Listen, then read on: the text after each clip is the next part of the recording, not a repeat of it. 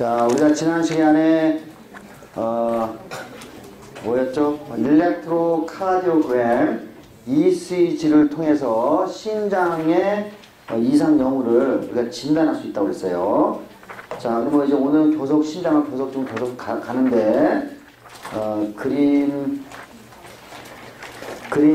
14-24를 보세요. 자, 여러분이 이제 새로운 터미널로지를 이제 두 가지를 배우게 되는데 심장근, 그죠? 여기 우리가 이거 봅시다. 이렇게 이제 심장을 이렇게 그리면은, 자, 제가 이제 제일 이제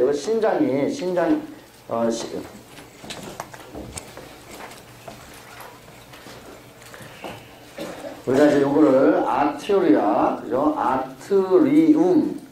자, 이게 이제 단성이고, 아트리아, 요거는 이제 복성이죠.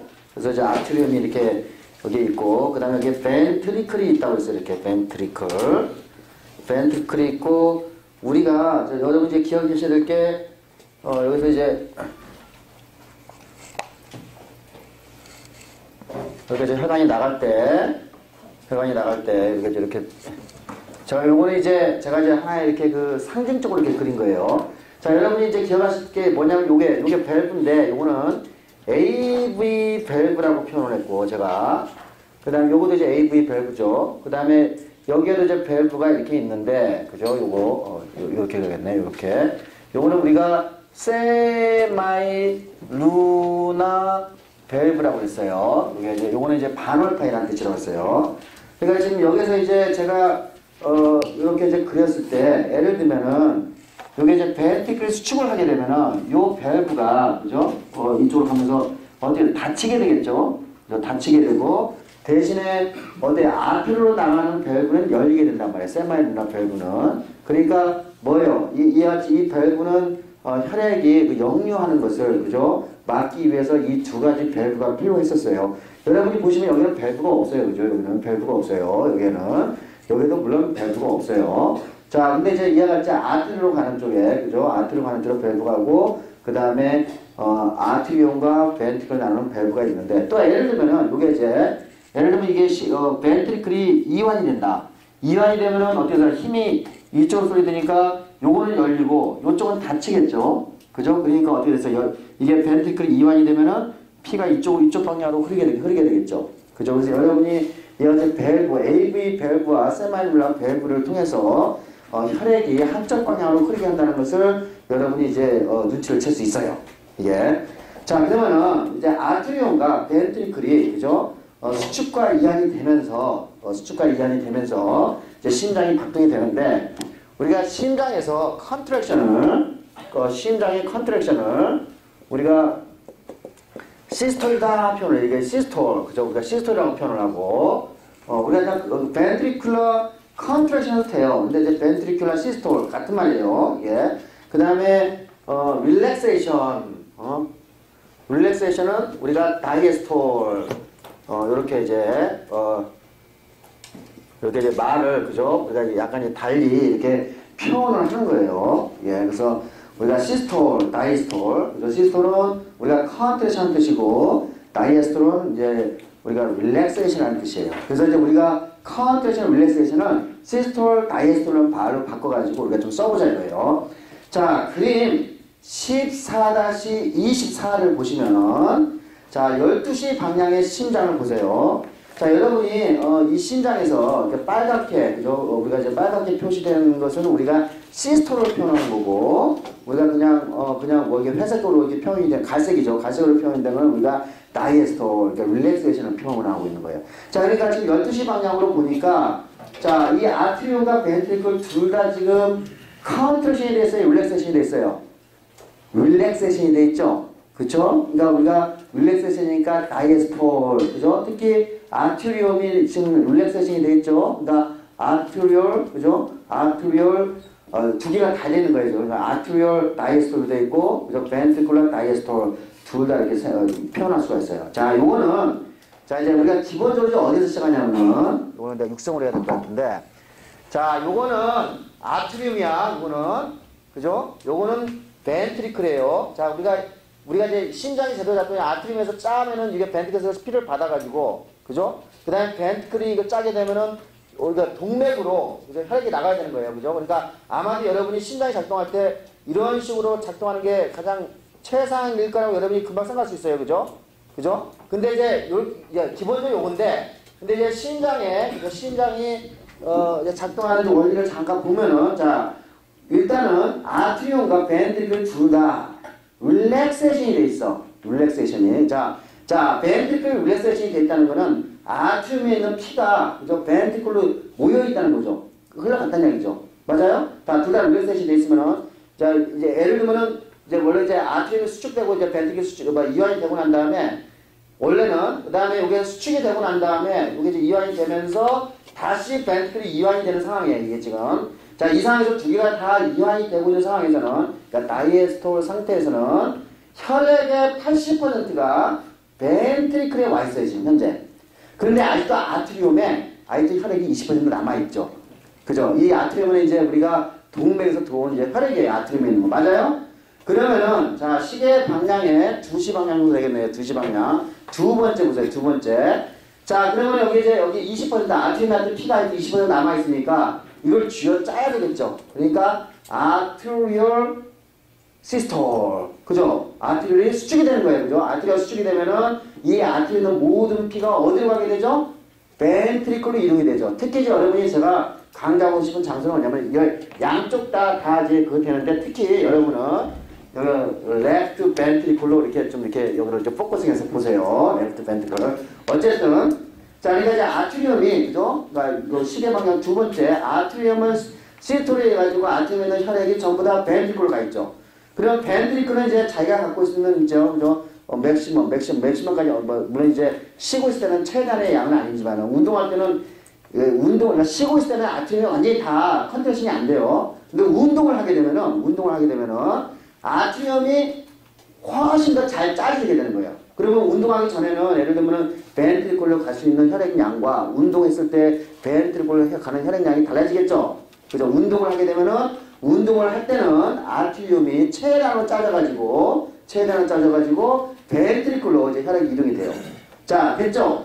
그죠? 여기 보니까 2번에, 그죠? 2시 방향 2번에 아트리움이 빨간색으로 표현이 됐고, 제가 그거를 시스톨, 컨트랙션이라고 제가 표현을 했어요. 그죠? 그 다음에 벤트리클은 지금 이완이 되어 있는 상황이 되는 거예요.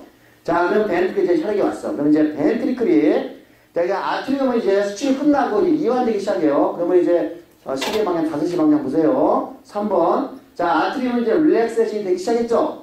그죠? 릴렉세이션이 되기 시작하고, 이때 벤트리클이 수축되기 시작하죠? 그죠? 수축되기 시작하는데, 자, 우리가 수축될 때, 자, 3번에 AV 밸브가 닫히게 되죠? 그죠? 우리가 혈액의 역류를 방지하기 위해서 AV 밸브가 닫히고, 그 다음에 아까 세마이 루나 밸브는 아까부터 좀 닫혀 있었는데, 여전히 충분한 압력이 없기 때문에 세마이 루나 밸브도 닫혀 있어요. 자, 이 두 가지 밸브가 다 닫혀 있는 상황이죠? 특히 AV 밸브가 닫히는 순간에, 그죠? 밸브가 닫히는 순간에 소리가 나기 시작하겠죠? 그죠? 그 소리가 심장이 쿵쾅 뛴다고 했을 때, 쿵이, 그죠? AV 밸브가 닫히는 소리예요. 다시 말해서, ventricular systole, 그죠? ventricular contraction이 일어날 때, 그죠? 우리가 AV 밸브가 닫히면서, 자, 그러면 이 ventricular 이 스페이스는 좀 어때요? 밀폐되어 있죠? 그죠? 밀폐. 여기서 쥐어 짜면 어떻게 되죠? 쥐어 짜면은, 아직도 이제 저기 세마룰라 밸브가 아직 안 열렸기 때문에 액체가 갈 데가 없죠? 그럼 어떻게, 여러분이 이제 저기 예를 들면, 뚜껑을 막아놓은 치약을 쥐어 짜면은 볼륨이 차이가 있어요? 없어요? 차이 없죠? 근데 치약통 안에는 지금 압력이 증가하겠죠? 그죠? 그러니까 볼륨의 차이 없이, 그죠? 볼륨의 차이 없이 어떻게 돼요? 압력이, 벤트리큘라의 안에 있는 그 스페이스에, 그죠? 압력이 증가하겠죠? 맞아요? 자, 이와 같이. 자, 요거 이제 우리가 컨텐션 될 때야. 컨텐션 되면은, 요게 이제 이와 같이 닫히고, 요거 물론 이렇게 닫히고 있는 상황이죠. 자, 밀폐가 있는 날에서 이걸 짜게 되면은, 볼륨의 차이는 없어. 그러니까, 아이소 볼륨 미개야. 그죠? 아이소 볼륨 미개예요. 볼륨의 차이는 없고, 그 다음에 벤트리클이 지금 벤트리큘라 시스톨, 그죠? 벤트리큘라 뭐가 되죠? 우리가 컨트랙션이 일어나게 되는 거죠. 컨트랙션이. 자, 시계 방향, 5시 방향이 지금 그거를 보여주고 있어요. 맞아요? 자, 시계 3번, 그죠? 아이소볼루믹, 그죠? 아이소볼루믹 벤트리큘라 컨트랙션이 일어나는 것은 이와 같이 두 개의 밸브가 다 닫혀 있는 상황에서 볼륨의 변화 없이 압력, 그러니까 수축하는 압력만 있기 때문에 이와 같이 이런 현상이 생기게 되는 거죠. 자, 그러면 교선에서 이제 컨트랙션이 되면은 이제 이 압력이 점점 세지면서 자, 이게 어떻게 되죠? 여기가 열리게 되죠. 그죠? 세마일루나 요거 똑같아요. 여기 내가 지금 여기 오른쪽을 보고 있는데 이게 열리게 되죠. 열리게 되면은 혈액이 아트로 넘어가게 되죠. 그죠? 아트로 넘어가게 돼요. 자, 그게 이제 뭐죠? 그게 자, 특히 레프트 벤트리클에서 대동맥으로 이렇게 보내게 되죠. 그러니까 이거를 혈액을, 그러니까 벤트리큘에 있는 혈액이 아트로 가는 거니까 벤트리큘라 이젝션이라고 하면 되겠죠. 그죠? 다음 단계는 그러니까 수축이 돼가지고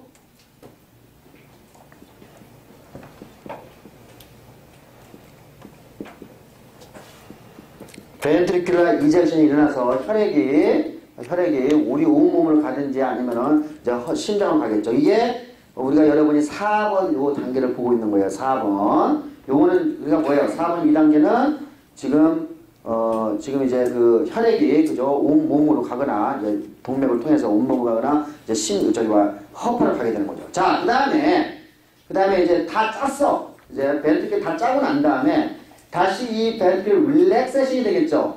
자, 릴렉세이션이 될 때 그죠? 그러면 압력이 이쪽으로 오게 될 거란 말이야. 그리고 여기 또 닫히게 됐죠. 세마일루나 밸브가 닫히게 되죠. 그죠? 그러니까 세마일루나 밸브가 닫히는 소리. 쿵쾅쿵쾅의 쾅. 그죠? 세마일루나가 쾅하고 닫히게 돼.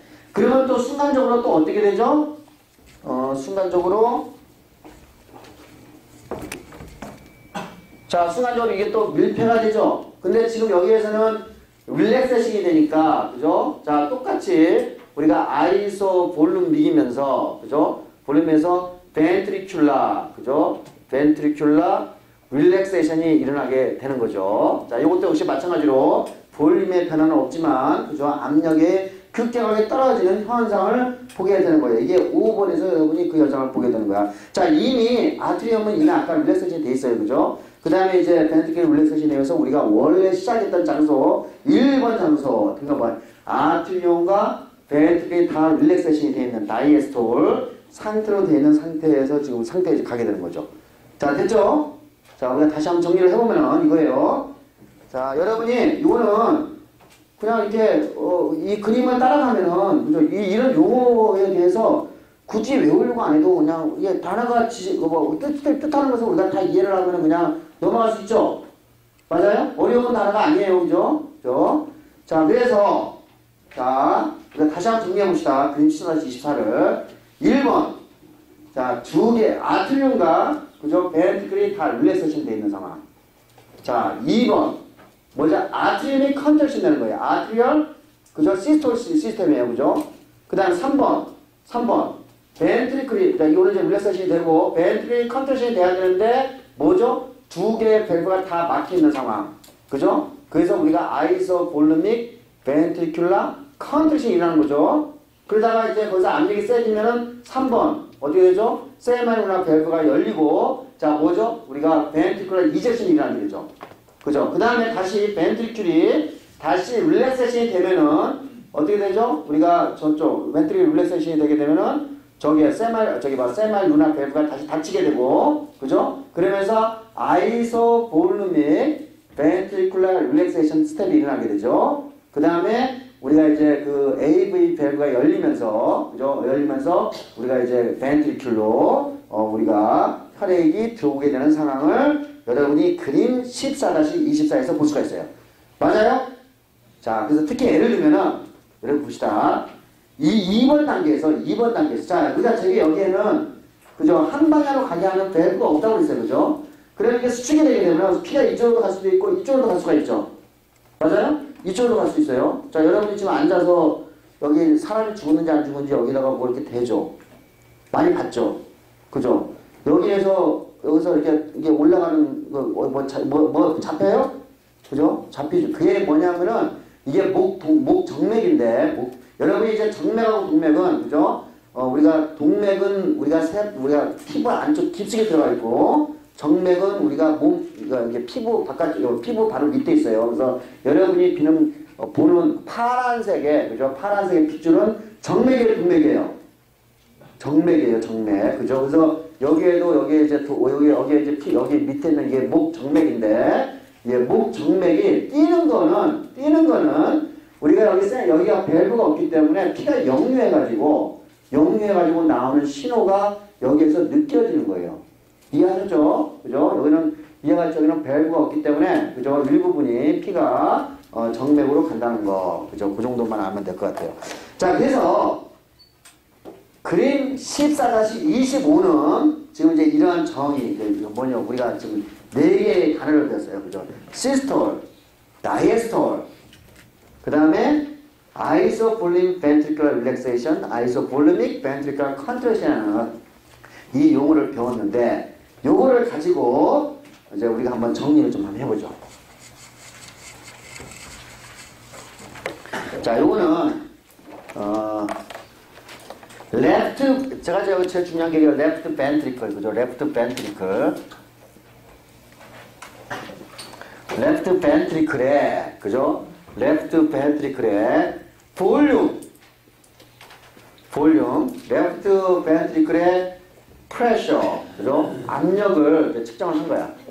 자, 이제 left ventricle이, 그죠? 자, 압력도 낮고, 그죠? 볼륨도 낮은 상태, 그죠? 압력도 낮고 볼륨도 낮은 상태. 어떻게 되냐? 압력이 낮다는 얘기는 지금 우리가 릴렉세이션이 되고 난 다음에, 그죠?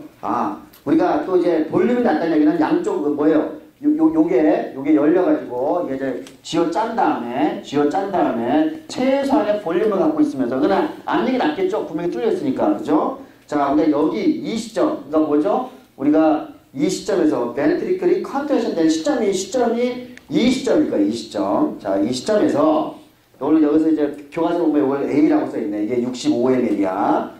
65mm. 자, 이 시점에서, 그죠? 자, 그 다음에 이제 이거 짰으니까 이게 릴렉세이션이 돼야 되지. 릴렉세이션이 되면은, 그죠? 요거 다치죠? 그죠? 다치죠? 내가 잘못했구나. 그러네, 맞네. 잘못했네. 자, 릴렉세이션이 되면은 요거 다치고 요거 열리면서 혈액이 이쪽으로 들어오게 되죠. 그렇죠? 이때 들어올 때, 릴렉세이션 들어올 때, 이거 열렸기 때문에 프레셔의 변화는 없겠죠? 볼륨의 변화만 생기는 거예요. 그죠? 볼륨의 변화. 자, 이게 볼륨의 변화만 이렇게 쭉 올라가요. 볼륨이. 여기 이제 볼륨이 어디까지 올라가면 한 130ml? 여기 그림이 얼마 돼 있나? 135ml 돼 있네요. 135ml. 여기서 이제 요게 A에서 B로 가는데, 이거는 ventricular relaxation을 반영하는 거예요. 그죠? 요거는 말 그대로 ventricular, 그죠? relaxation을 반영하는 거예요. 그 다음에 이제 다 돼 있는데, 이제 ventricle에 이제 액체가 다 차 있어요. 그런데 요거는 이제 컨텐션이 되는데, 여기 컨텐션이 되면서 요거는 이제 요게 어떻게 돼요? 요게 막히게 되죠. 요건 아까 막히게 되죠. 그죠? 그러면서 둘 다 밀폐된 공간에서 컨텐션이 되기 시작하니까, 자, 액체 양의 변화는 없지만은 프레셔는 점점 올라가죠. 그죠? 그러니까 우리가 요 같은 상황을 뭐라 그러죠? 아이소 볼륨이, 그죠? ventricular contraction에 의해서 자, 이 시점까지, 자, 압력이 올라가는 시점까지 올라가게 되죠.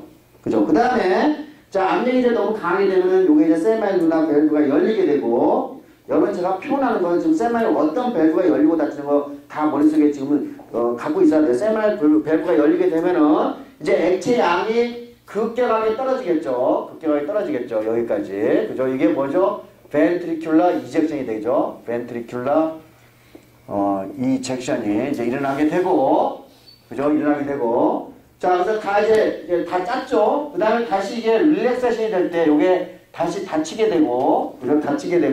자, 어떻게 돼요? 여기서 볼륨의 변화는 없지만 압력은 극격하게 떨어지게 되죠.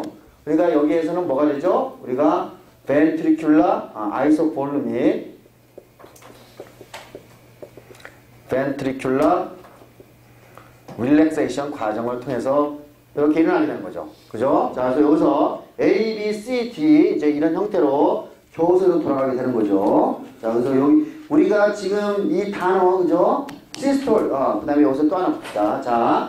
자, 여기에서, 자, 우리가 이제, 우리가 릴렉세이션이 되, 여기네, 그죠? 여기 릴렉세이션 되면 체계 안에 좀 볼륨을 갖게 되죠.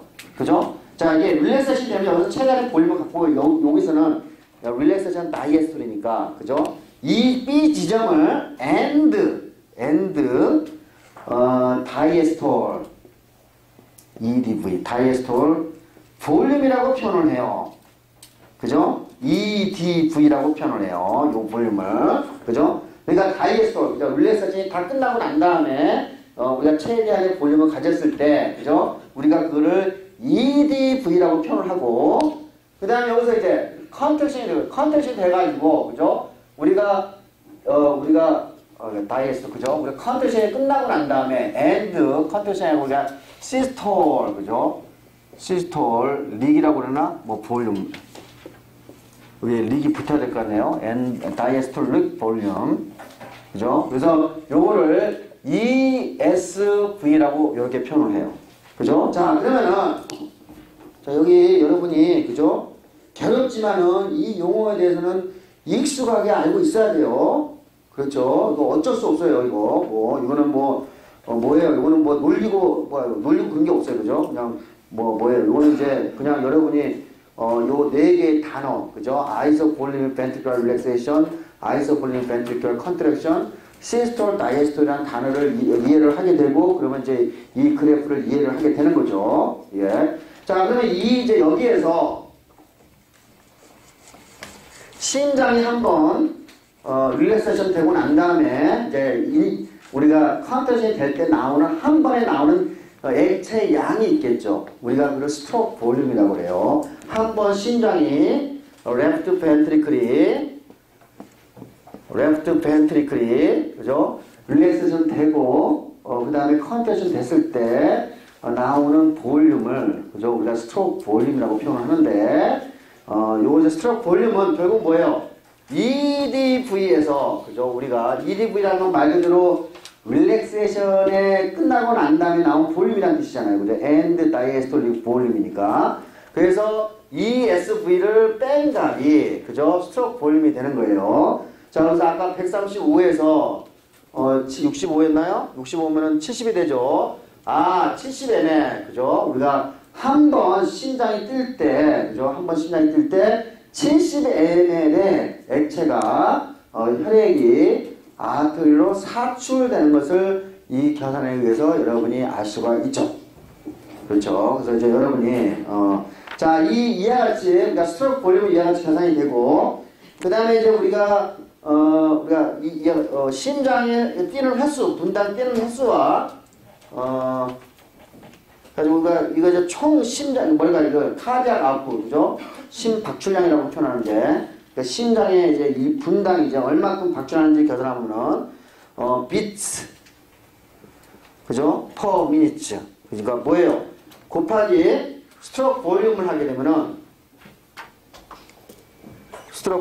되면은 우리가 카디악 아웃풋을 계산해요. 분당 얼마큼 사출되는 피의 양을 계산할 수 있어요. 우리가 이제 보통 이게 성인 남자 같은 경우는 72번을 이제 분당 72번을 뛴다고 그러니까 72에다가 70ml를 곱하면은 요게 거의 얼마 나오나요? 그 계산이 얼마 나오나요?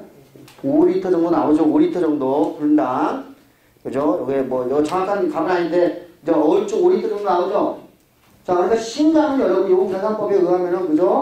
심장은 분당 5리터의 혈액을 교소에서 펌프를 하는 역할을 하고 있는 거예요. 그죠? 그러니까 이거 분당 5리터라는 양은 굉장히 많은 양이에요. 이걸 분당 5리터 그러니까 이거를 이제 24시간 동안 계산하면 엄청난 양의 액체가 지금 나오고 있는 걸로 이제 계산이 되겠죠. 자, 그래서 여기 그림 14-25 그 다음에 그림 14-26 요거를 잘 이해를 해 두시기 바랍니다. 제가 14-26은 설명을 하지 않겠습니다. 그러나 14-26은 또 다른 버전이에요. 그림 14-25의 또 다른 버전으로 설명하고 있기 때문에 여러분이 특히 컨셉 체크 문제와 잘 연결해서 잘 이해를 해 놓기 바랍니다. 그래서 이제 예를 들면 ECG와 여기에 각각의 left ventricle, left atrium, 에오르타 등의 프레셔와 그 다음에 제일 아래쪽 그죠? 우리가 left ventricle 볼륨과 그 다음에 아트리움과 벤트리클의 시스톨 앤 다이스톨 상태 제일 아래쪽이죠, 그죠? 이런 걸 연결해가지고 그리고 있고 그래서 여기에서 A, B, C, D, E, F가 어떤 것을 의미하고 여기에서 언제 세마이룰라 밸브가 열리고 언제 뭐죠? 우리가 AV 밸브가 열리는 것에 대해서 여러분이 잘 정리를 해 놓기 바랍니다. 아셨죠? 그래서 여기까지 우리가 이제 심장 박출되는 이제 현상을 우리가 이제 공부를 했어요. 자, 그러면 이제 다시 이제 우리가 좀 어려운 부분을 좀 지나고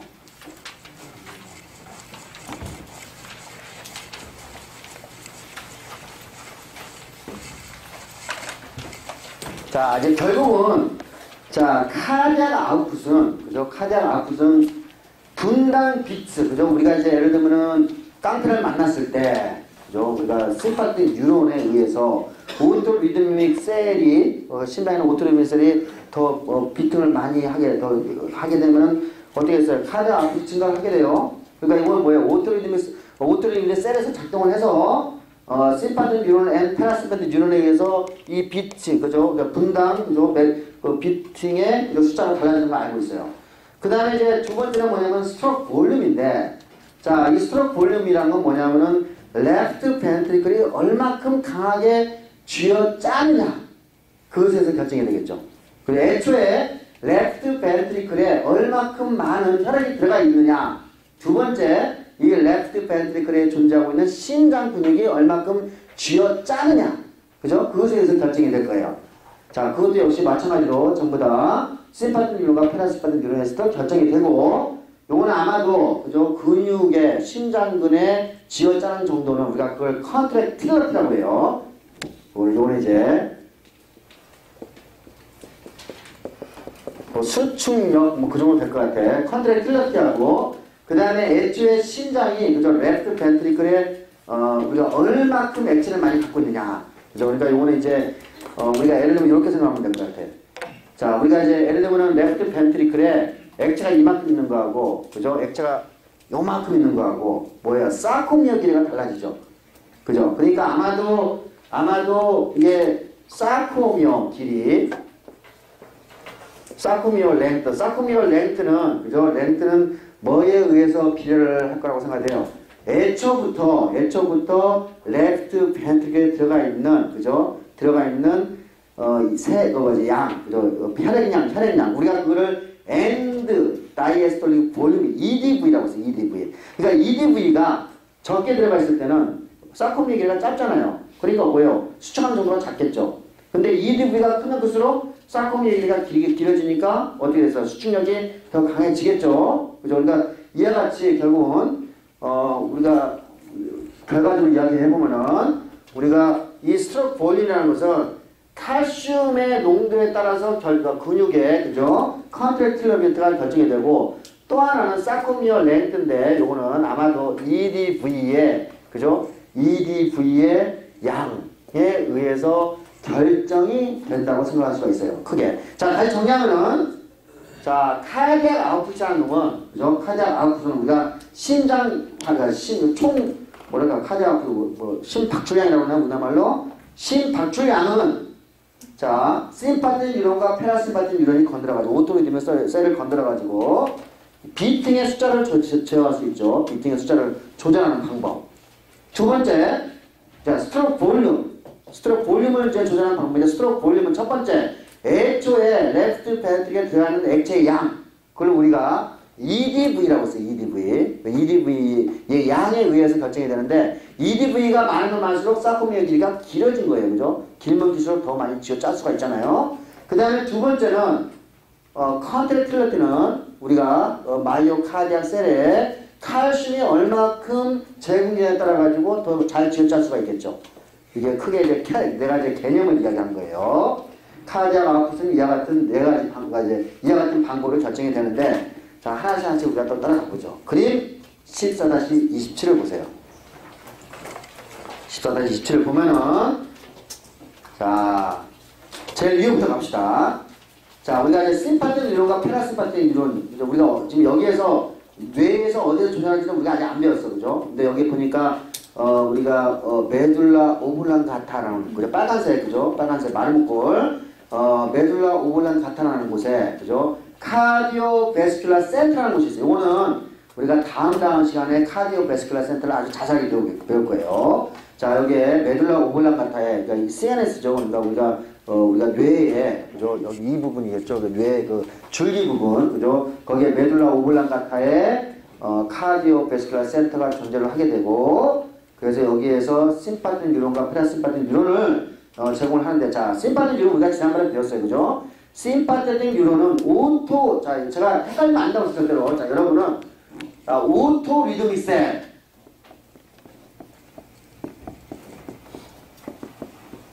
자, 첫 번째, 오토, 요거는 컨텐션 하는 세포야, 아니잖아요. 컨텐션 안 하죠. 여기 칼슘이 있다고 해서 이게 컨텐션하고 상관이 없어요. 그죠? 오토 리드믹, 그 다음에, 마이오 카디악 셀. 그죠? 마이오 카디악 셀. 요거는 스무드 머슬이 아니죠.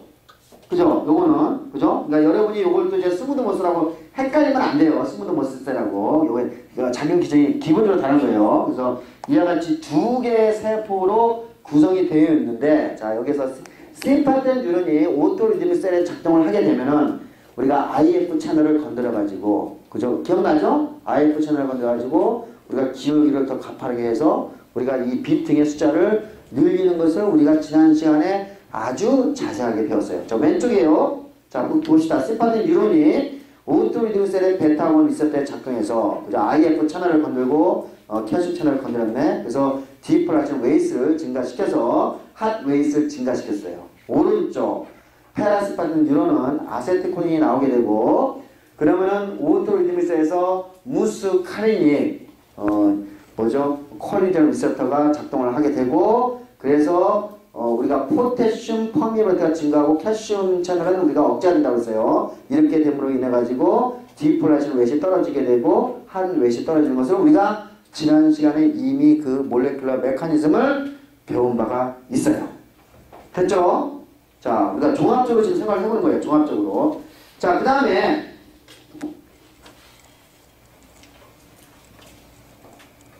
자, 이제 우리가 이제 그러니까 레프트 벤트리클에, 그죠? EDV, 그죠? EDV, 요게 이제 완전히 릴렉세이션 됐을 때 그 양을 우리가 EDV라고 그러는데, 그죠? 자, EDV의 양과 실제로 그 사출되는 양, 혈액에 사출되는 양은 아마 비례를 할 거라고 여러분이 쉽게 생각할 수가 있을 거예요. 자, 그림 14-28을 보면은, 자, 여기 이제 X좌표는 EDV 양을 보여주고 있어요. 여기 파란색으로 좀 135ml는 되게 이제 성인 남자들이 가지고 있는 건데, 자, 우리가 EDV가 작으면은 실제로 이 그 레프트 벤트리클 쥐어짜는, 그죠? 힘이 작고, 그래서 EDV가 하고 쥐어짜는 힘하고, 그죠? 포스라고 그죠? 포스, 그죠? 우리가 스트로크 볼륨, 여기서는 스트로크 볼륨을 이야기하네요. 스트로크 볼륨의 비례관계 당연하죠.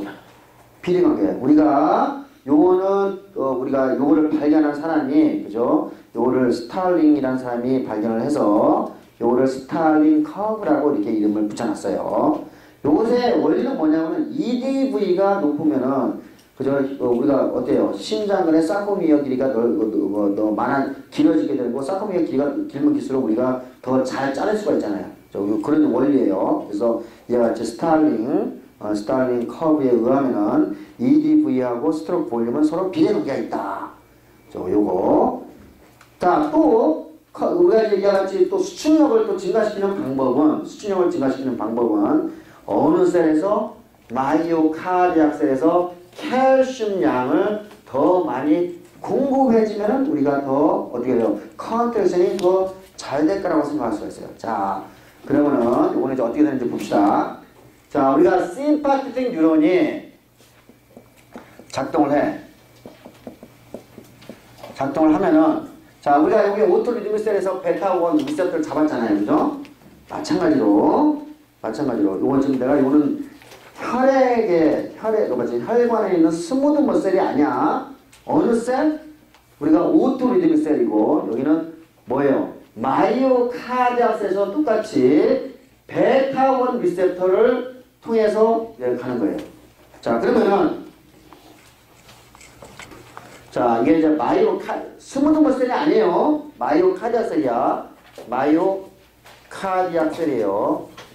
자, 그러면은 자, 이게 이제 에피네프린, 노르에피네프린이 있고 이렇게 GPCR이 작동해가지고 베타1이 작동하죠. 그러면 여기에 GS가 작동한다고 했어요. 그죠? GS. 그러면 GS 아데니레이트 사이클레즈가 작동하고 그래서 사이클 AMP가 나왔죠. 그죠? 자, 이게 만약에 스무드 머셀이면은 사이클 AMP가 MLCK 작동하고 뭐 이렇게 칼슘 그죠? 뭐 칼슘 AT까지 그런 작용해가지고 근육을 이완시켜 버렸잖아. 기억나죠? 근데 지금 이게 스무드 머셀이 아니야? 스무드 머셀이 아니에요. 그죠? 여기는 그런 장치가 없어요. 이거는 뭐라고? 마이오카디아 셀이에요. 마이오카디아 셀. 이 사이클릭 AMP는 볼티지 게이티드 칼슘 채널을 촉진시켜요. 그럼 어떻게 되겠어요? 그러면은 칼슘이 더 안으로 잘 들어오게 되죠. 칼슘이 더 안에 많게 되면은 더 근육 수축이 더 잘 되죠. 됐어요? 자, 여러분 헷갈리면 안 돼요. 헷갈리면 우리가 아까 베타2 리셉터, 그러니까 스무드 머셀에서도 똑같이 베타2 리셉터에서 사이클릭 AMP가 나오는데 그 스무드 머셀에서는 이게 이완이 됐는데 여기는 지금 뭐죠?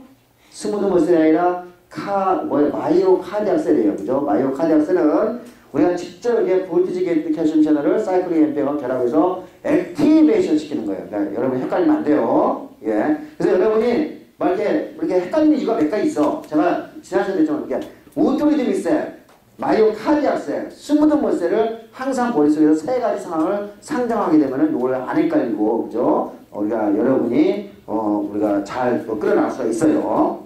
예. 자, 그래서 자, 우리가 또 하나 단어를 이제 하나 빼먹었는데, 자, 우리가 이제 이와 같이 자, 벤트리큘러 이젝션이 되기 전에 자, 여기에 이제 EDV 요거를 우리가 또 다른 말로 프리로드라고 그래요. 이미 이제 그러니까 카운테이션이 되기 전에 가지고 있는 액체를 그죠? 우리가 혈액을 우리가 프리로드, 그러니까 로드는 이제 부하라는 뜻이고, 그러니까 부하 전이라는 뜻이죠. 그러니까 카운테이션 하기 전에 그죠? 있는 것을 우리가 프리로드라고 이렇게 표현해요. 그러니까 프리로드가 많으면 많을수록 이젝션이 더 양이 증가하는 거죠. 결국은요. 이게 증가하는 거죠. 이게 이젝션 양이. 그래서 프리로드라는 개념. 예. 자, 그러면 이제 또 이제 다시 가봅시다. 이게 내가 설명을 14-29로 보세요. 자, 아까 스탈링 로에 의하면은 EDV하고 그죠? 우리가 스트로크 볼륨하고 비례를 했는데, 자, 이게 정상적인 거는 지금 우리가 청색의 라인을 보고 있어요. 그죠? 컨트롤. 근데 이제 우리가 깡피를 만나게 되면은 에피네프린이 어디에서 심파틱 뉴런에서 에피네프린이 어디에 작동하죠? 여기에 마이오카디아 셀을 가서 여기서 이제 에피네프린이 나오게 되죠. 그죠? 심파틱 뉴런에서 에피네프린이 나와가지고 여기에서 이 에피네프린 아까 이와 같은 방법으로 칼슘이 증가하게 되면 어떻게 했어요? 더 컨트랙티빌리티가 더 올라가겠죠. 그죠? 우리가 여기서 노르에피네프린에 해가지고 컨트랙티빌리티 빨간색의 라인, 그죠? 빨간색의 라인이 훨씬 더 어때요? 수축력이 훨씬 더 증가하는 것을 여러분이 보고 있죠? 맞아요? 그죠? 우리가 훨씬 더 수준이 증가하고 있어요. 예. 자, 그래서 이와 같은 방법이 하나 있고, 또 한 가지 방법은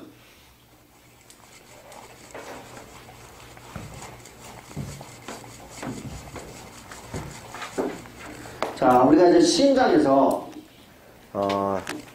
심장에는 여기 이제 사코플라즘 레티큘럼이 있는데 이 사코플라즘 레티큘럼에서 칼슘을 요거 다시 한번 집어넣는 우리가 채널이 저기 뭐 있었죠? 이게 뭐죠? 칼슘 ATPA였죠? 기억나요? 그죠? 칼슘 ATPA가 있었고 이게 이제 칼슘이에요. 그 다음에 사코플라즘 레티큘럼에 뭐가 있었죠? 칼슘 Na 플러스 익스체인저 그죠? Na 플러스 칼슘 익스체인저 기억나죠?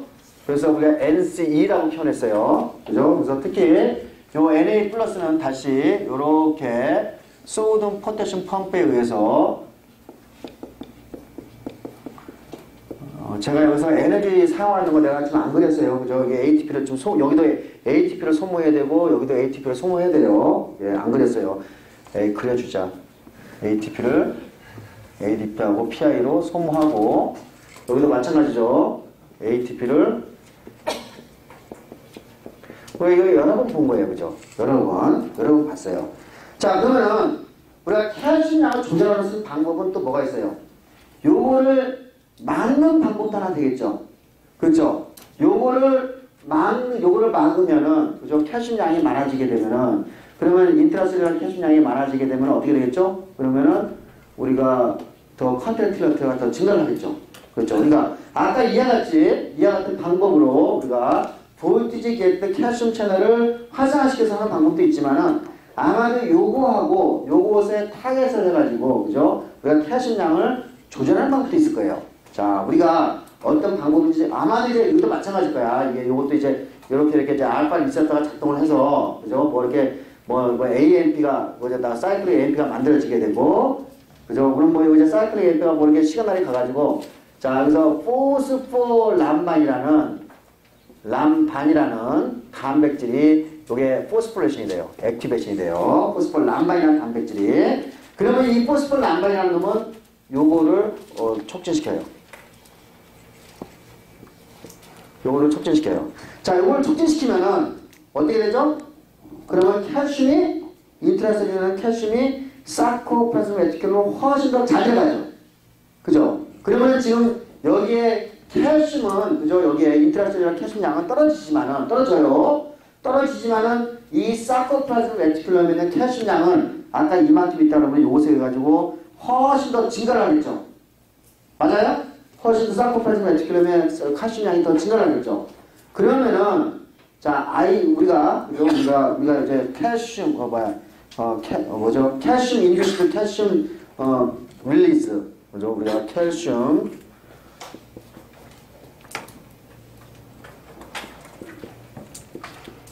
이게 이제 필요한 이제 채널이 Y단을 리셋인데 자, 우리가 얘 같은 포스포람반에 의해서 더 많은 칼슘이 사코플라즘 레티큘럼에 들어가 있으니 그러면 우리가 이 라이단 리셉터가 작동하기 시작하면 순식간에 더 많은 칼슘이 사이토존으로 더 많이 나올 수가 있죠. 농도 비율가 더 많아지니까. 됐어요? 그러니까 순식간에 더 많은 칼슘이, 그죠? 우리가 전기 자극이 오게 되면 더 많은 칼슘이 나오게 되고 더 많은 칼슘이 나옴으로 인해서 더 잘 컨트롤이 될 거예요. 게다가 요 칼슘은 또 굉장히 빠르게 여기 또 제거가 되죠. 여기 사코플라즘 레티큘럼으로 이동이 되죠. 그러니까 포스포람반이라는 놈이 아까 에피네프린, 그러니까 노르에피네프린에 의해서 이 신호전달에 의해 가지고 이게 액티베이션이 되면은 요거를 요거를 액티베이션 시키면서 자, 순식간으로 더 많은 칼슘을 인트라셀룰러에 내보낼 수도 있고 더 빨리 칼슘을 제거할 수도 있어요. 그러면 컨트랙션이 강하게 더 빠르게 일어나죠. 그죠? 컨트랙션이 강하게 일어나고 더 빠르게 릴리스가 되죠. 맞아요? 자, 이해하셨어요? 그죠? 자, 그래서 그림 14-30을 봅시다. 자, 카테콜라민, 에피네프린과 노르에피네프린에 의해서 이제 우리가 어디에서 오토리즘 셀이 아니라 마이오카디악 셀에서 일어난 일이야. 마이오카디악 셀에서 일어난 일인데 베타고 리셋하고 작용을 해요. 그러면 사이클릭 AMP가 나와요. 그죠? 사이클릭 AMP. 왼쪽 우리 이미 배웠어. 사이클릭 AMP가 볼티지 게이티드 칼슘 채널을 건드려가지고 자, 인트라셀룰라 칼슘 양을 증가시켜. 그러면은 근육이 더 수축이 잘 돼요. 왼쪽. 그다음 오른쪽 갑시다. 자, 이 사이클릭 AMP는 신호 전달을 통해서 포스폴 람바를 활성화시켜. 그러면은 사이코플라즘, 이 포스폴 람바는 사이코플라즘 레티큘럼에 있는 뭐죠? 라이보뎁 리셉터를 더 활성화시켜요. 그러면 어떻게 되죠? 칼슘이 더 많이 사이코플라즘, 왼쪽이죠? 사이코플라즘에 훨씬 더 많이 들어가게 되고 농도 기울기가 많아지게 되니까 칼슘 리리스 양도 많아지겠죠. 그러니까 수축이 더 잘 되겠죠. 그 다음에 오른쪽 갑시다. 자, 그 다음에 이노바가, 그죠? ATPase가, 칼슘 ATPase가 잘 작동이 되니까 굉장히 빠르게 또 셀에서, 인트라셀룰, 그 사이클에서 칼슘이 금방 또 제거가 되니까 컨트랙션 릴레이션이 굉장히 빠르게 일어나게 되는 거죠. 됐어요? 자, 이와 같은 방법으로, 노르에피네프린은 이와 같은 방법으로 오토리드믹 셀과 카디앙 버스셀에서, 카디앙 버스셀에서는 두 가지 방법, 그죠? 두 가지 방법에 의해서 컨트랙틸러티를 증가시키는 방법을 여러분이 이 그림에서 보고 있는 거예요. 자, 그 다음에 제가 지난번에 요거를 하나 가르쳐 드렸어요. 요거 소듐 포타슘 펌프를, 그죠? 어떤 드럭이 요거를 억제시키면 그러면 어떻게 되죠? 돌아가지 않고 칼슘량이 계속 지금 여기 남아있는 상태가 되죠? 그러면 이 칼슘은 원래 어디가 있어요? 싹꺼풀 어디가 다시 돌아가겠죠? 그러니까 요거를 바깥으로 안 보내면은 인트라셀룰러 칼슘, 그러니까 사이코플라즘 레티큘럼에는 칼슘량이 더 많아지겠죠, 결국은요. 그러니까 더 빠르게 칼슘이 인트라셀룰러 칼슘 레벨이 더 많아지게 되고 아무래도 근육에 스케탄, 카디앙 머스셀의 컨트랙션이 더 잘 되겠죠. 이해하셨어요? 자, 우리가 이해와 같이 우리가 소듐 포타슘 펌프를 억제시키는 드럭, 우리가 이걸 워바인이라고 그래요. 워바인. 요거는 실제로 굉장히, 그죠? 심장병 환자들한테 굉장히 잘 써먹는 약이에요. 워바인이라. 요거는 이제 어떤 식물체에서 나오는 이제 그 디지털리스라는 식물체에서 나오는 것의 어떤 드럭인데, 글라이콜리피드 종류예요. 글라이콜리피드. 근데 워바인이라는 것을 쓰게 되면은 이와 같이 우리가 칼슘을, 인트라셀룰러 칼슘량을 증가시킴으로 인해서 그 심장근의 수축력을 증가시킨다 라는 것을 알고 있어요. 제가 이제 한 대목을 빼먹었는데 그림 14-27로 다시 가봅시다. 자, 여기 보면은, 자, 우리가 이제 심장, 여기 이제 오토리드믹 셀은 심파테틱 뉴런과 페라심파테틱 뉴런이 다 연결되어 있어요. 동시에. 그러면 우리가 여러분 쉬고 있을 때는 아마도 심파테틱 뉴런은 이제 연결이 안 됐을까요? 페라심파테틱 뉴런이 연결되어 있다고 그러면, 우리가 이제 예를 들면 우리가 심장이 아까 분당 70번 정도 뛰는데, 72번 뛰는데, 자, 우리가 심장으로 가는 심파테틱 뉴런과 페라심파테틱 뉴런을 다 끊어버렸어. 그러고 난 다음에 이걸 재보니까 90번 정도 뛰어요. 그러면 여러분이 쉬고 있을 때 지금 심파테틱 뉴런이 작동하고 있는 거야? 아니면 페라심파테틱 뉴런이, 그죠? 여러분이 쉬고 있을 때 페라심파테틱 뉴런이 심장의 오토리드믹 셀에 연결이 돼가지고 지금 심장 박동을 늦추고 있는 거죠. 그죠? 요거는 어떻게? 이와 같이 우리가 이걸 다 제거를 해보니까 우리가 90번 뛰는 걸 봐서, 그죠? 아, 우리가 평소 때는 페라심파테틱 뉴런이 작동해서 심장 박동을 늦추는구나 라는 것을 우리가 알 수가 있어요. 자, 그 다음에 이제 오케이. 자, 그 다음에 이제 한 가지 또 중요한 개념이 있는데, 자, 우리가 이제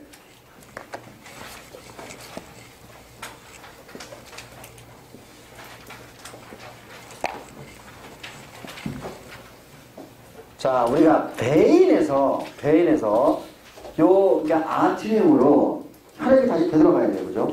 근데 여러분 잘 알지만 베인은 어떤 펌프도 작동이 없어요, 그죠? 예, 혈압도 굉장히 낮고, 그죠? 어떤 요 베인에 있는, 그죠? 혈액을 다시 아트리움에 되돌려야 되는데, 자, 어떻게 되돌리는지를 이제 봐야 되는데, 우리가 이와 같이 베인에 있는 혈액이 아트리움으로 되돌아가는 것을 우리가 비너스 리턴이라고 이렇게 표현을 해요. 그죠? 그러니까 정맥에 있는 혈액이 심장으로 되돌아가는 현상을 우리가 비너스 리턴이라고 표현하는데, 자, 여러분이 사실 이제 혈액의 대부분은 어디에서 갖고 있냐면 베인에서 갖고 있어요. 아트리에 있는 게 아니라 한 60에서 70%가 다 베인에 존재를 하고 있어요. 근데 베인은 신축성이 없단 말이에요. 나중에 보게 되면 신축성이 없어요. 펌프도 없고. 근데 어떻게 이게 그러면은 심장으로 되돌아갈 것이냐? 첫 번째, 첫 번째, 여러분이 지금 이제 예를 들면은 우리가 다리에 혈관, 그러니까 베인을 보면은 우리가 이와 같이 여기도 이와 같이 밸브가 이렇게 존재를 해요. 그러니까 여러분이 이렇게로 아니 거꾸로 해야 되구나. 자, 그러니까 이제 우리가 수축을 하게 되면은 그죠? 자, 여기에는 혈액이 위로 오는 이 한쪽 방향으로만 올라가겠죠? 맞아요? 그러니까 중력 반대 방향으로 우리가 다리에 있는 그러니까 뭐예요? 스켈레탈 머슬의 힘을 이용해서 그죠? 요 혈관을 좁히게 되면은 혈액이 그죠? 그러니까 심장 방향으로만 가게 되는 거예요. 그래서 이와 같은 것을 우리가 스켈레탈 머슬, 스켈레탈 펌프라고 해요. 펌프. 그죠? 말 그대로 그러니까 스켈레탈 머슬의 작용에 의해 가지고 한쪽 방향으로 가게 하고 그 다음에 이제 혈액이 이게 복부에 오게 되면은 복부에 오면 이제 우리가 레스피레이션 한번 봅시다. 레스피레이션. 우리가 가슴에 보면은 우리가 이제 이와 같이 이게 허파가 이렇게 있고 여기에 횡격막이 이렇게 있잖아요. 횡격막. 자, 우리가 호흡을 하면 횡격막이 아래로 떨어지게 돼요. 그죠? 그러면 이 공간은 지금 어떻게 되냐? 저기 압력이 떨어지게 되죠. 그죠? 그러면은 여기 이제 그러면 이쪽 부분에는 압력이 높아지게 되죠. 이건 배 쪽이고 복부 쪽이고, 그죠?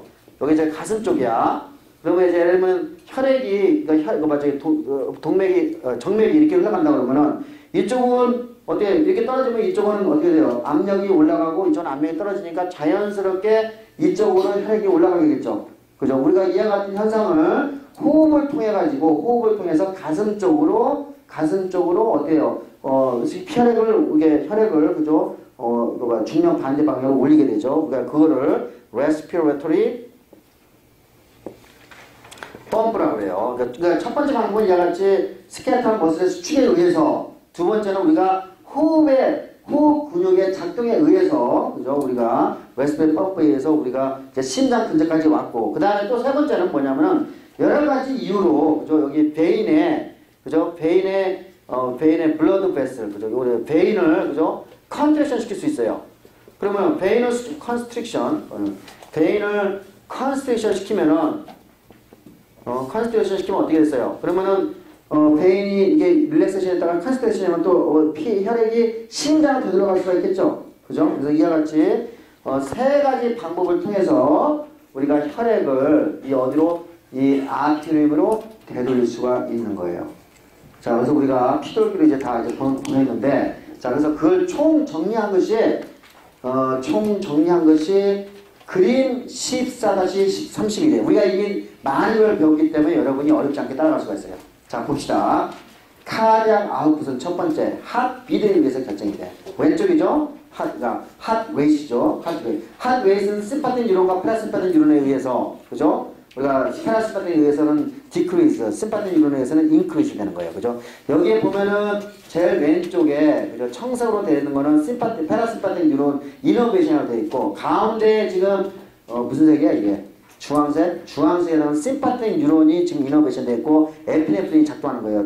보이죠 다? 자, 오른쪽, 그죠? 오른쪽 카디악, 그러니까 스트로크 볼륨에 의해서 결정이 되는데, 스트로크 볼륨은 제가 두 가지 방법이 있다고 했어요. 제일 오른쪽에 보세요. EDV의 볼륨, EDV, 그죠? EDV가 많으면 많을수록 어떻게 돼요? 스트로크 볼륨이 높아졌죠. 스타일링 로, 그죠? 맞아요? 자, EDV에 의해서 결정하는데, EDV는 뭐에 의해서 결정이 되겠어요? EDV는 이와 같이 비너스 리턴이 많으면 EDV가 높아지겠죠. 맞아요? 비너스 리턴이 많으면 EDV가 높아질 거예요. 자, 여기 이제 청색으로 되는 게 있죠. 그죠? 자, 비너스 리턴을 올릴 수 있는 방법은 베인을 컨스트릭션 시키는 거죠. 맞아요? 근데 베인을 컨스트릭션 시키는 왼쪽으로 가보세요. 심파틱 뉴런이 그 짓을 할 수가 있어요. 그죠? 심파틱 뉴런이. 그래서 그 다음에 또 비너스 리턴은 또 뭐에 의해서 결정이 되죠? 스켈레탈 펌프하고 레스피레이터리 펌프에 의해서 결정이 되죠. 여러분 다 지금 제일 아래쪽 보고 있어요. 그죠? 그래서 다시 비너스 리턴은, 그죠? 우리가 보라색 비너스 컨스트릭션, 두 번째 스켈레탈 머슬 펌프, 세 번째 레스피레이터리 펌프에 의해서 비너스 리턴이 증가하게 되고, 그러면 EDV가 증가하게 되고, 그럼으로 인해서 우리가 스트로크 볼륨이 증가할 수 있어요. 또한, 그죠? 심파틱 뉴런은 여기에 마이오카디아스에 작동을 해서 컨트랙틸리티를 증가시키죠. 그래서 어떻게 됐어요? 스트로크 볼륨과 핫 웨이트는 이 두 가지 방법에 의해서 결정이 된다는 것을 여러분이 알 수가 있게 되는 거죠. 우리가 파이트와 플라이트 레스판스부터 쭉 따라오니까 이 마지막 그림이 이해가 되죠. 이 표가 이해가 안 돼? 이해가 안 되면 어쩔 수 없어. 제 동영상을 자꾸 들여다보세요. 돼가면서 그죠? 자, 그래서 이제 그 다음에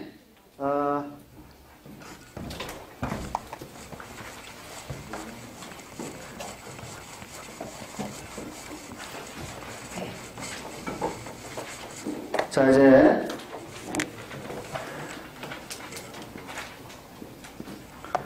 레프트 벤트릭에서 대동맥으로 에올타로 이제 나가게 되는데, 에올타, 그거는 이제 아트로 간다고 하면 이제 아트로 갈 거죠. 자, 이제 레프트 벤트리클에서 여기서 이게 이제 온몸으로 피를 줘야 되는데 이게 가장 강하게 수준이 가장 강해야 돼요. 레프트 벤트리클이. 자, 그런데 여러 가지 이유로 만약에 여러 가지 예를 들면 이 아터리의 저항성이 높아진다든지, 그죠? 저항성이 높다는 얘기는 뭐 이게 혈관이 좁아졌다든지, 혈관이 좁아지면 어떻게 해서요? 혈압이 올라가게 되는 거죠, 혈압이. 그리고 이쪽에 피가 그러니까 혈압이 올라가면 이쪽에 혈압이 높다는 얘기는 뭐예요? 피가 이쪽으로 잘 못 간다는 얘기죠. 그러니까 자꾸 로드가 걸리죠, 이게. 그죠? 로드가 걸리죠. 그러니까 이걸 무슨 로드? 아까 애프터 로드라고 그래요. 애프터 로드. 그죠? 애프터 로드라고 그래요. 이거 붙어있나? 교과서 붙어있어요? 떠있어요? 또 붙어있는 것 같은데. 애프터 로드라고 그러는데, 요거는, 자, 애프터 로드라는데, 요거는 여러분이 이렇게 생각하면 돼요. 우리가 이제 음식점에 가게 되면은, 이렇게 회전문으로 이렇게 돼 있는데, 음식점에서 이제 예를 들면은, 주방에서, 그죠? 음식이 나올 때, 그 회전문을 통해서 나온다고 가정을 해요. 근데 이제, 우리가 이제, 식당 이제 거기서 이제 뭐 손님들이 많게 되면은, 그 회전문 앞에다가 자꾸 빈 그릇을 갖다 놓겠죠. 그러면 자꾸 어디서 회전문이 돌아가야 안 들어가요? 안 들어가게 되죠. 그죠? 그러니까 이게 마찬가지예요, 여기도. 그러니까 여기도 지금 우리가, 여기에 지금, 우리가 혈압이 낮은 상태에서 계속 이게 피가 잘 가는데, 여기에 혈압이 계속 높아지게 되면 애프터 로드가 점점 많아지게 되고, 그럼 이게 자꾸 뭐가 되겠어요? 더 강하게 수축을 해야 되겠죠? 그죠? 강하게 수축이 된다는 얘기는 이 레프트 벤트리클의 근육량이 증가해야 되는 거죠. 그죠? 맞아요? 자, 우리가 이와 같이 어떤 세포의 숫자가 증가한다든지 세포의 사이즈가 증가하는 것을 우리가 하이퍼트로피라고 그래요. 그러니까 예를 들면 여러분이 그 근육맨 같은 경우, 그죠? 근육맨, 그죠? 근육맨 같은 경우에 지금 뭐예요? 근육이 많이 발달돼 있잖아요. 그러니까 뭐예요? 머스큘라 하이퍼트로피. 그죠? 그러니까 뭐예요? 트로피는 영양이라는 뜻이고 하이퍼는 많다는 뜻이니까, 그죠? 그러니까 여기에 뭐예요? 이와 같이 애프터 로드, 고혈압 같이 애프터 로드가 많이 걸리면은 여기에, 그죠? 어디에? 카디악 머슬에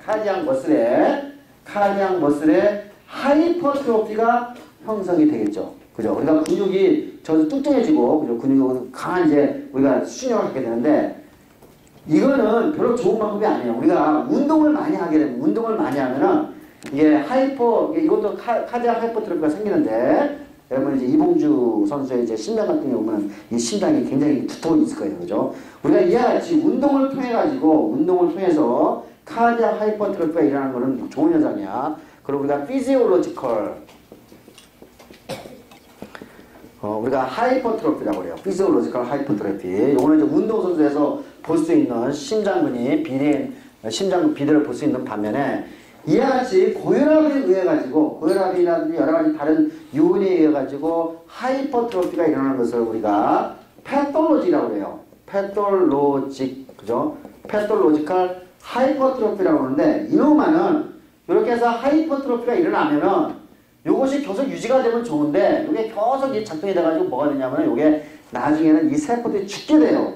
죽게 돼가지고 오히려 심장이 커지면서 이 심장근이 나중에 죽게 돼가지고 아주 얇게 되는 그런 현상이 돼요. 예, 그래서 나중에 심장이 제대로 작동 못해가지고 이제 죽게 되는 그런 질환이 되게 되는데, 그래서 우리가 이와 같이, 그죠? 우리가 심장이, 그죠? 우리가 운동을 통해서 이것도 우리가 IGF, 우리가 배웠어요. 그죠? 인슐린 낳고 그루트 팩트에 의해서 운동을 하게 되면 이 IGF가 많이 나오게 되고, 그러면 이제 이와 같이 심장 근육이, 그죠? 더 이렇게 발달돼가지고 우리가 좋은 방향으로 가는 게 있고, 하나는 이와 같이 고혈압에 의해서 심장 비대가 생기는데 요거는 결국은 이 심장세포가 죽어서 심장이 얇게 되는 그런 현상이 만들어지게 돼요. 자, 그래서 심장을 끝냈습니다. 이렇게. 자, 여기까지 질문 없죠? 자, 그럼 다음 챕터로 넘어갑시다. 챕터 15. 한 10분 정도 남았네. 자, 이제 혈관을 이제 보게 되는데, 혈관은 이제 우리가, 이렇게 혈관, 그러니까 블러드 베슬이, 그죠? 우리가 딜레이션이 될 수도 있고, 컨스트럭션이 될 수도 있어요. 컨스트럭션, 그러니까 이거는 이제 뭐 수축이고, 그죠? 이거는 확장이 되겠죠. 혈관의 짐이 이제 높아지는 것을 베스큘러, 맞나? 컨스트럭션 앤 딜레이션이라고 그러나?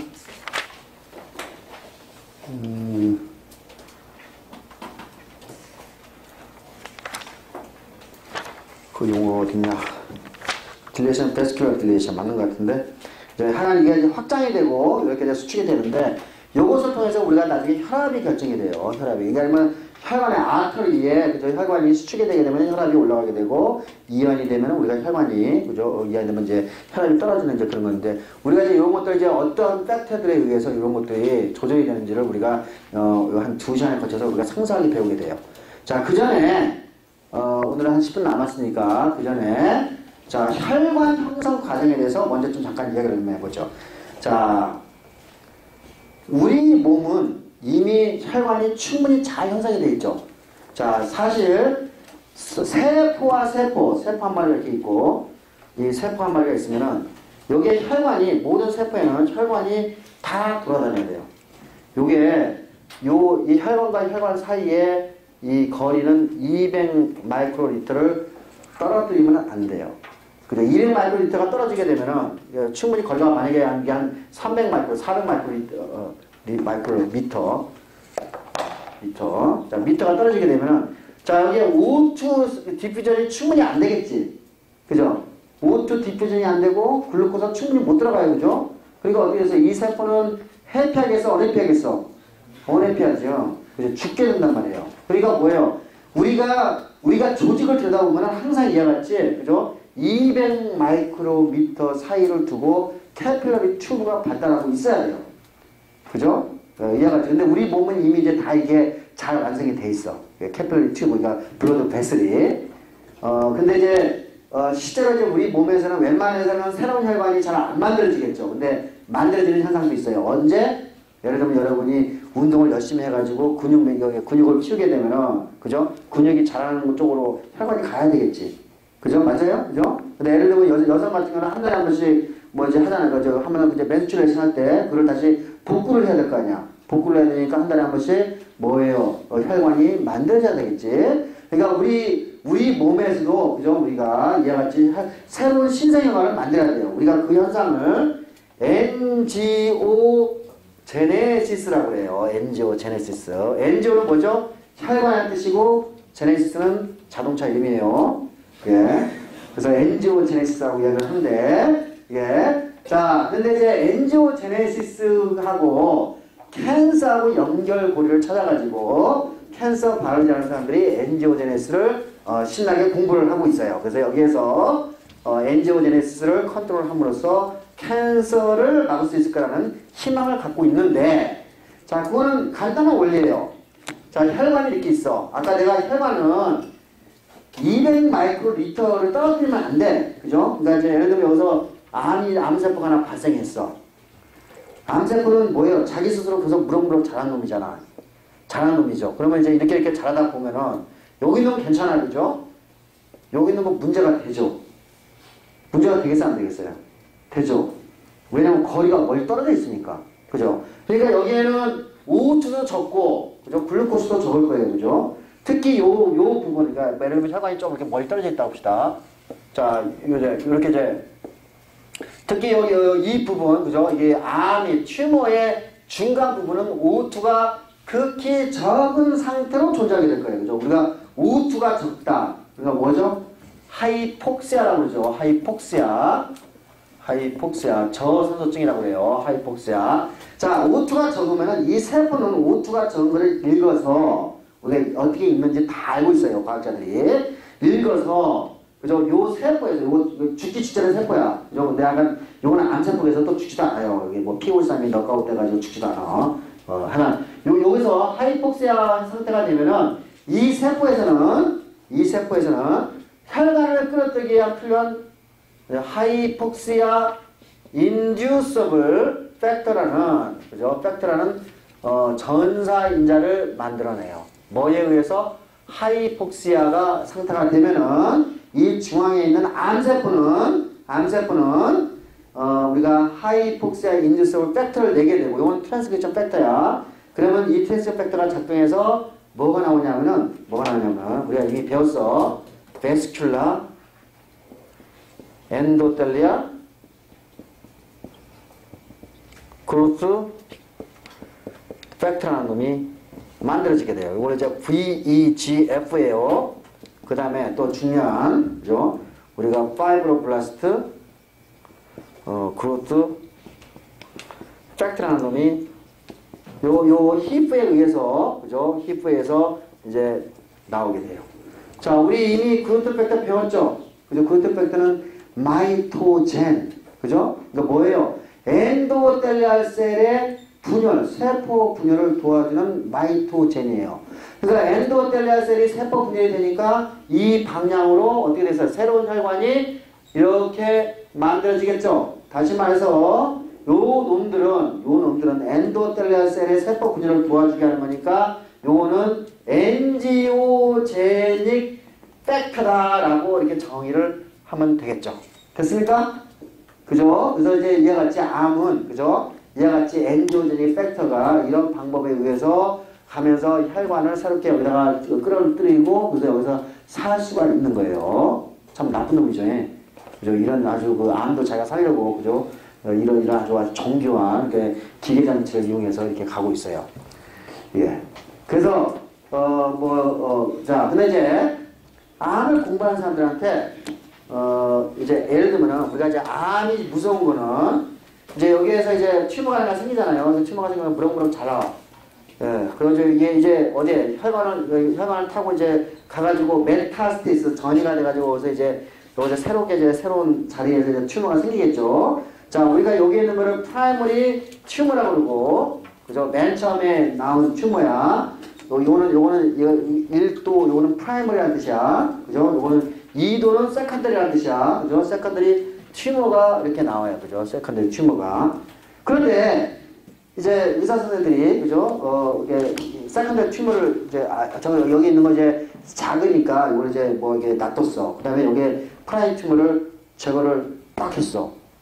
요걸 가만히 놔두면요, 이게 프라이머리 튜머를 계속해서 좀 이렇게 자기 무럭무럭 자라면서 세컨더리 튜머는 더 이상 잘 못 자라게 해요. 예, 근데 프라이머리 튜머를 제거하는 순간에 수술을 해서 제거하는 순간에 바로 세컨더리 튜머가 뻥뻥뻥 자라기 시작하는 거예요. 이야기는 뭐냐면은 프라이머리 튜머에는 자기만 살려고, 그죠? 자기만 살려고 여기에서 무어라는 X라는 물질이 나와서, 그죠? X라는 물질이 나와서 여기에서 이 X라는 물질이 작동을 해서 여기서 새로운 혈관을 억제시키는, 그죠? 엔지오제네시스를 억제시키는, 그죠? 억제시키는 어떠한 물질이 있을 거라고 생각을 했어요. 그게 생각을 했어요. 그래서 우리가 이 물질을 이름을 붙였어. 엔타이 엔지오제닉 팩터라고 이름을 붙였어요. 이렇게 엔타이 엔지오제닉 팩터. 그죠?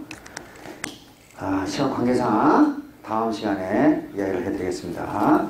그래서 엔타이 엔지오제닉 팩터는 여기에서 일단 개념이 세컨더리 튜머가 더 이상 자라지 못하게 하니까 세컨더리 튜머에서 새로운 뉴 블러드 베슬 포메이션, 엔지오제네스를 억제시키는 팩터가 나온다. 그래서 우리가 엔타이 엔지오제닉 팩터다라고 이야기를 하는 거예요. 자, 오늘 여기까지 하겠습니다.